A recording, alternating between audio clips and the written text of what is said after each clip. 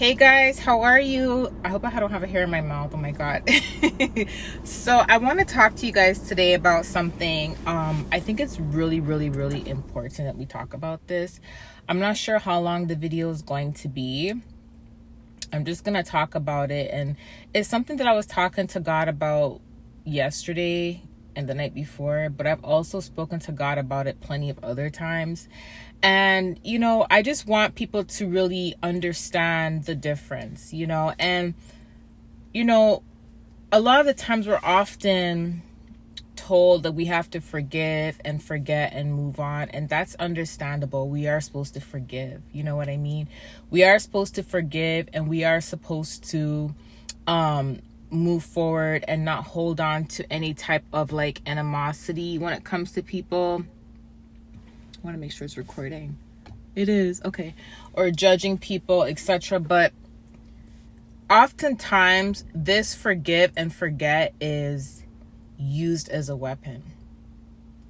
Oftentimes, because of this, it's like we are often dismissed. Our feelings are dismissed. God says, come to me with all things, right?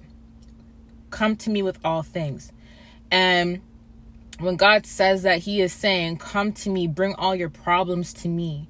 I will take the burdens off you. Bring all the pain to me. I will take it off you. Vent to me. When God says come to me, he wants you to vent to him being your true authentic self. He doesn't want you to come to him, put on a voice and be someone that you're not, and vent to him as someone that you're not. He wants you to come with the raw truth. Let me tell you something. God never dismisses our feelings. He doesn't. Even when we have questions about what's going on in our lives and there's things that we don't agree to, and we're like, God, why are you putting me through this? God, why do I have to go through this? God allows us to talk to him. God allows us to express our frustration. God allows us to open up our hearts and to pour it out. God allows us to cry. God allows us to vent. And if that's, venting as in anger, venting as in sadness, venting as in just being annoyed, venting in general, God listens to us. He's all ears. And not one time will he silence us and tell us to shut up, not to say nothing. And the only time God will say not to say anything is if we want to confront someone who's supposed to take responsibility themselves. And God knows they're not going to. So God will say, don't say nothing. Do you see what I'm saying? But that's not God silencing us from talking to the person. It's because God knows how the person's going to react. It's because the person, we deserve for people to come to us and to take responsibilities for what they do and to apologize and to own up to it. But sometimes they're not going to apologize. And that's something that we have to just accept, right? But at the same time, when God says not to say anything, it's more to protect us. It's not because the person it's not because you don't deserve an apology, or you don't deserve validation, or you don't deserve indication. It's more so because God knows the other party is not going to do it. But my point in saying this is when we go to God, he's all ears for us. Do you see what I'm saying? You know why? Because he loves us. Because our feelings matter to God. Our pain matters to God. So if God is all ears for you, and God is willing to listen to the burdens and the problems that you have, and God is willing to even when we don't agree with certain things in our lives, like I said before, like let's just say like you're like, God, why would you tell me to move here and my life is falling apart? I'm not gonna lie, I'm frustrated because I moved all the way here and things are falling apart for me right now, but you told me to move here. I'm frustrated, God. God still listens to us even if we are frustrated, because our feelings matter. Now, reason why I'm saying this is because if our creator, Abba, Father in heaven, and his son, Jesus Christ, God, if they are able to be all ears and to listen to us through our sad, through our anger, through our happiness, because they love us, it's like, why do we allow people in our lives who won't even consider our feelings, who don't even consider our emotions, who dismiss our emotions. This happens a lot. If God can do that for us and listen to us, and God owes us no explanation, God doesn't even have to listen to us, right? And He's willing to listen to us. Let me ask you a question. It's okay to forgive. Yes, it's okay to forgive. But if someone comes into your life and they hurt you, and not one time do they face you and apologize, or not one time do they allow you to have a conversation with them about it, or allow there to be some sort of explanation, right? It's like that person's still in your life, but you're not allowed to speak about how you feel. Why is that person in your life? Because that person doesn't even respect you enough to say, you know what? I was wrong.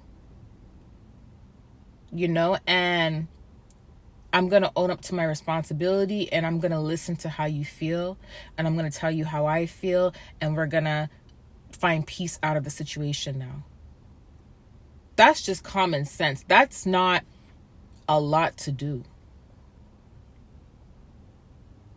So a lot of the times we're often told to forgive, and that's fine. And people will come back into our lives. And when they come back into our lives, it's like our emotions are completely dismissed. And it's because they feel that they're worthy enough to come back into our lives without validating our emotions or validating anything that happened.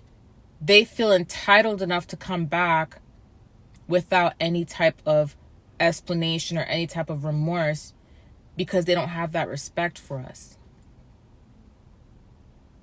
Therefore, if they don't have that respect for us, we shouldn't accept them back into our lives. You can forgive someone without accepting them back in your life. They don't have to be a part of your life. Let me tell you something. So if you are so important to this person for them to be in your life, and they feel like you are so important to them, and they have to be in your life, they will make peace with you. They won't dismiss your emotions. They will talk to you. Do you see what I mean? And I'm going to give you guys some examples, because let me tell you something. People will take responsibilities over things that they feel is worth fighting for. You see what I mean? And it's like, imagine you did something and you went to jail, and your freedom's at stake, right? You don't want to be in jail. And the judge says, well, you're not showing no sort of remorse, so I don't even want to grant you bail. What are you going to do? You're going to show remorse because you want your freedom. You want to be granted bail, right? So you're going to show remorse. You're going to put the pride and the ego aside, because you feel that your freedom is so important. You're willing to put your pride and ego aside to have your freedom, even though you didn't deserve bail because you did something wrong. Do you see what I'm saying? It's like, imagine being at a job and you did something at your job and you're about to be suspended from your job. Or let's just say you get suspended from your job, and your employer is saying to you, well, I need to see if you're worth me keeping here because of what you did. Now, because you know that job pays your bills, and you can't afford to lose that job, you're going to put your ego and pride aside to fight for that job. Do you see what I'm saying? So it's the same thing with those who want to be in your life, guys. If someone feels that you are worth it, and being in your life is worth it, you being in their life is worth it, the ego and pride is not going to come in the way. It isn't. You have to ask yourself before you accept anyone back into your life. When this person came back into my life, how did they come back into my life? Did they just come back as if Did they come back as if nothing happened? Did they come back as in, they're messaging me and talking to me? Let's just say you and a friend had a falling out, okay? And this friend wants to come back in your life, but you feel like you can't even express yourself to this friend because every time you try to express yourself to this friend, they got upset and they would walk away from you. But you love this friend so much because you've had this friendship for years. You've known this friend since grade 5, or you've known this friend since high school, and it's a long time friendship. And, even though you were hurt, you were willing enough to silence your feelings and put your ego aside and silence your feelings and silence yourself and not bring up the situation when they come back. Let's just say they come back into your life now. They message you, I haven't spoken to you in so long. What's going on? And you guys are just catching up and talking about things that happened. But you've held in your heart for years that this friend hurt you. And not one time did this friend even come forward and say, you know what? I just want to talk about what happened. I know we're trying to build on our relationship, but I want to talk about what happened. I just want to say that, I'm sorry for what happened. I do consider you a friend. I do want to continue being your friend. Not one time did this friend say this, but this friend came back in your life as if nothing happened. But for years, you may have been holding on to this hurt and this pain that you have forgiven them for. You've forgiven them, but it's just something that still hurts you, right? You have to understand that pain doesn't just go away. Pain doesn't just go away. You can forgive someone, but if the person is going to be back into your life, there has to be peace between both of you guys for things to move forward in a very safe way, in a very peaceful way, in a healthy type of way. That's why it's important to talk to people when you go through stuff, and there's something between you guys. It's important for there to be a conversation. So if you have to silence yourself just to keep this friendship, is that even worth a friendship? How come the person that is your friend who hurt you gets the satisfaction of not being able to be confronted or not being able to apologize to you? It's kind of like everything is swept under the rug to protect their feelings or to protect their embarrassment. But the hurt and pain you felt, you haven't gotten any type of clarity or closure to. And it's not that you need it because you've forgiven them, but if they're going to be in your life, that's the least they can do. You see what I mean? So you have to ask yourself, is this really a friendship? Same thing with relationships. It's like, imagine a partner hurt you and they come back and they don't even acknowledge anything that they've put you through, but they want to come back into your life. It's like, is this even worth us being together? Because it's not that I don't forgive you, but it's like, you have not one time acknowledged my feelings. You have not one time, said, let's make peace. You just come back like nothing even happened. That happens a lot to people. And it's not that people are not capable of speaking about stuff like this. It's an ego thing. See, it's good to have a little bit of ego, but the devil can use ego too. The devil can use ego as a way to silence a person who deserves some sort of clarification or who deserves respect. Because the person that does not want to give the clarification or that does not want to take responsibility for what happened or does not want to conversate about it, that person is hiding because of embarrassment and because of ego. So the person that really, really loves them, that is willing to forgive them, is now silencing themselves because they don't want to hurt the feelings of the person that hurt them. The devil works that way too. You see what I mean? Or in some cases, some of you guys may get into like friendships or relationships or be at work. And it's kind of like if you talk about something that hurt you, now your employer is firing you from work. because the employer's ego is bruised, or this boyfriend is breaking up with you, or this girlfriend's breaking up with you because you chose to bring up something that you guys never had a chance to discuss face to face, and you finally bring it up because you feel like, you know what, in order for us to move forward, this has to be discussed, and they break up with you because they don't want to be embarrassed, or because they want to run away from their ego, or that friend decides to end a lifelong friendship because they don't want to discuss what they've done to you because their ego is bruised or because they're embarrassed. So they would rather give up a lifelong friendship than to put their ego aside and just make peace with the situation, or same thing with a relationship. Someone would rather throw a relationship away than to sit down and make peace about the situation, or someone's able to fire a really good employee because that employer was wrong and decided not to make peace because of their ego. Ego can also be the cause of missed opportunities. Ego can be the cause of disruption. Ego can be the cause of silencing someone who deserves to be heard. This happens in the church a lot.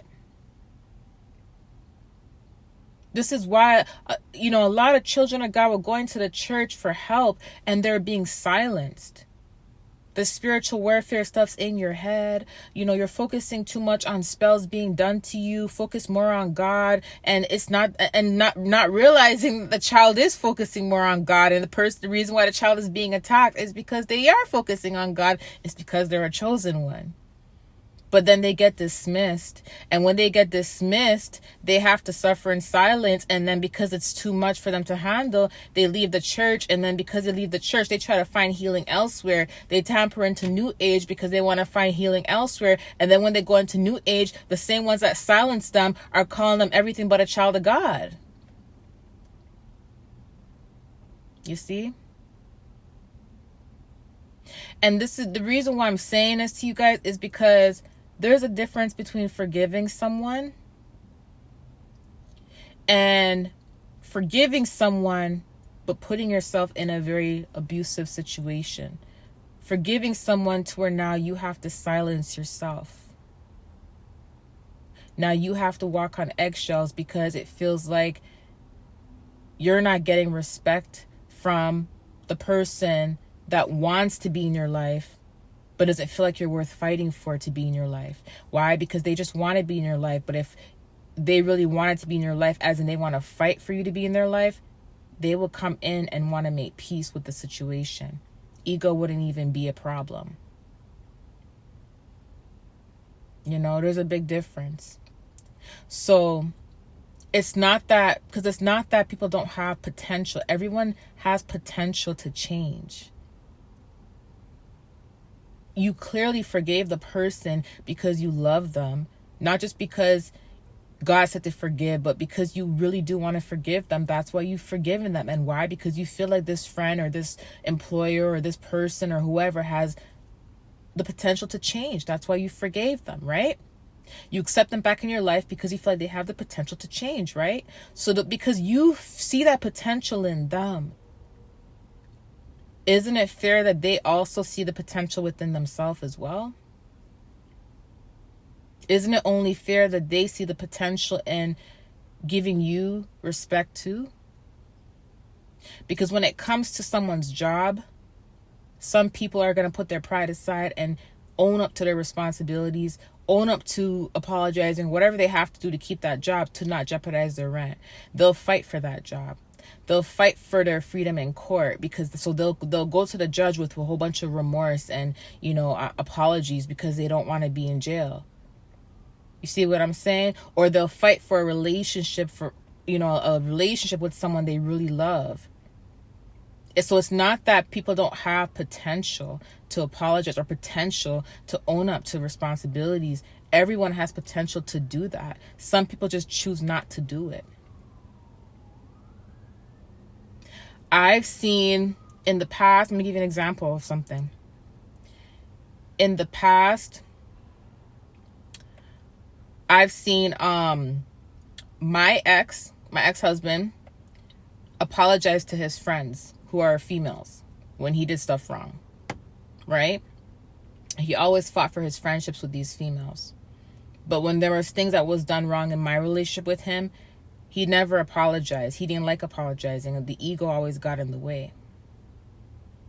So I wasn't worth an apology for a lot of stuff that happened, but his girlfriends were. And that bothered me a lot because I would witness that he had potential and he was capable of putting his ego aside and apologizing to other people because I witnessed it. I saw him own up to his responsibilities and his faults when it came to his friends, when it came to his guy friends, when it came to his girlfriends, and when it came to like other things. But when it always came to something that was done to me, I was always silenced. If I talked about it, he would break up with me. If I talked about just wanting clarity as to why this happened or what made you think to do this, or he would break up with me because he didn't want me to talk to him. He didn't want to face confrontation because he was embarrassed, right? So, but what hurt me the most was seeing that he had the courage and he put his ego aside to apologize to other people and stuff. So it made me feel like my feelings were dismissed, and it made me feel like I was not important as his friends or as important as his girlfriends. And it was kind of like, well, I'm your wife. I'm not his wife anymore, but I'm your wife. So why doesn't my feelings matter? You know what I mean? So the same thing happened with some friendships in the past too. It's like, same thing. So my thing that I'm telling you guys is people are well capable to apologize. They're well capable to have conversations with you. They're well capable to hear your feelings out. Some people just choose not to. And if they're choosing not to, these individuals don't deserve to be in your life. Because people fight for what they really love. And people fight for what they really want. So because I experienced that, that's something that I said I'm going to look for in anyone. Whether if you're going to be a friend, I have to see that quality in you. If you're going to be my husband, I got to see that quality in you. If I'm going to work for your company, I got to see that quality in you. I got to see that you are human enough and strong enough to say, you know what, I was wrong in this situation. I'm sorry. Because I know deep down that I do that. When I'm wrong about something, I apologize. And God has shown me people that were supposed to apologize to me and chose not to. People that he has told to apologize to me and they chose not to. I don't care about apologies. But the reason why I'm saying this is because oftentimes, because we are told we have to forgive, we end up dismissing our own emotions and our own feelings to protect the feelings of someone else. And we end up letting them back into our lives. And then this becomes a hamster wheel cycle. And then now you're silenced again. But you're not supposed to be silenced. Jesus wasn't a silent person. He wasn't aggressive. He wasn't rude. But Jesus definitely spoke up when he went through stuff. Or if he didn't like something, he spoke up about it. Or if he felt something was wrong, he spoke up about it. If someone hurt his feelings, he spoke up about it. There's a scripture. I think this is Matthew. I'm going to read it for you guys. It says Matthew 10, okay, and it's Matthew 10, I think it's Matthew 10 verse 13 and 14. If the home is deserving, let your peace rest on it. If it is not, let your peace return to you. If anyone will not welcome you or listen to your words, leave that home or town and shake the dust off your feet. Now, I know this is talking about the homes because the disciples went to the homes and Jesus was giving instructions on specific things. But when God gave me that scripture today, I literally thought about this. It's the same thing. You are your home. This is your body. This is your life. This is your soul. This is your heart. This is your mind. This is your feelings. You know what I mean? Anyone that comes into your life has to respect you in that way as well. If somebody wants to come into your home, if someone wants to make peace with you, they got to listen to you. If you want to make peace with someone else, you got to listen to them. Do you see what I'm saying? It says if you cannot speak and they're not listening to your words, dust it off your feet and move on. And that reminds me of just like not being silent to please the emotions of others. And then you're suffering because you have to stay silent because this person is too embarrassed, or this person has too much ego. So now you have to silence your emotions and yourself to please someone else when they don't even have that same respect for you to even have a conversation with you to begin with. But you're able to see them take responsibility in other areas of their life. That just shows a person doesn't respect you. Friend, family, lover, whoever. So I just want to tell you guys, like, to know the difference between forgiving someone and forgiving someone but choosing to silence yourself in the process of forgiving someone. You see what I'm saying? To protect their feelings. That's not fair. It's like basically you saying, I'm not going to talk about my testimony because if I talk about my testimony, this other party is going to be hurt. I talked to someone about that recently on a coaching call. And I had to tell her, like, listen, your testimony may embarrass a lot of people. It's going to embarrass the people that are a part of that testimony, that are on the opposite side of it, that may have done things to you. It's going to embarrass them. But you shouldn't silence yourself because you want to protect their feelings, because that's not fair to you. This is your testimony. This is what you've been through. You can't silence yourself because you want to protect someone else's feelings. That's not fair to you. Just because you speak up about your testimony does not mean that you haven't forgiven the person. And if the person is mad at you for speaking up and for wanting to speak about what you've been through, or for wanting to just express your emotions, then that person shouldn't be in your life. You see what I'm saying? Because no one deserves to walk on eggshells.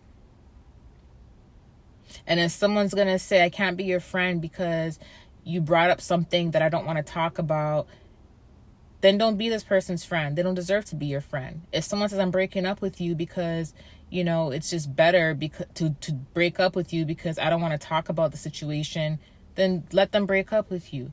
If someone wants to fire you because they'll let them fire you. Because why do you have to silence your feelings to please someone else because they're too embarrassed and because of their ego? If they really, really think that you're worth it and you're important, they're going to hear you out and you're going to hear them out. And that's how you guys are going to make peace together.